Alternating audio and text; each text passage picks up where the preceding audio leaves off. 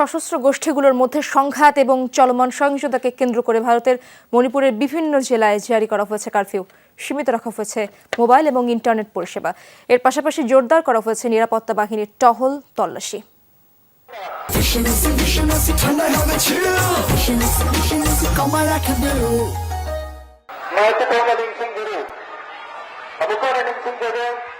মঙ্গলবার স্থানীয় সময় সকাল থেকে মণিপুরের বিভিন্ন জেলায় কারফিউ জারি করে প্রশাসন।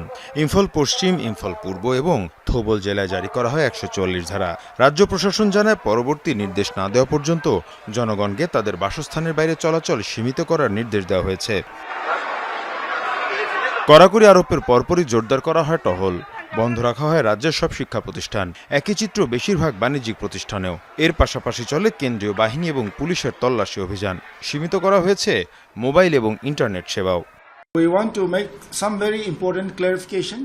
অবশ্যই গণতান্ত্রিক উপায়ে র্যালি এবং সমাবেশের সুযোগ রয়েছে। আমরা আন্দোলনকারীদের প্রতি আহ্বান জানাতে চাই, এখানে সহিংসতার কোনো সুযোগ নেই। গেল কয়েকদিনের সংঘাতে সাধারণ মানুষ যেমন ক্ষতিগ্রস্ত হয়েছেন, নিরাপত্তা বাহিনীর অনেক সদস্যও হতাহত হয়েছেন।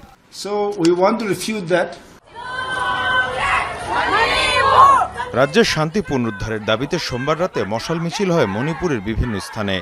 নানা শ্রেণী পেশার মানুষ অংশ নেন এতে।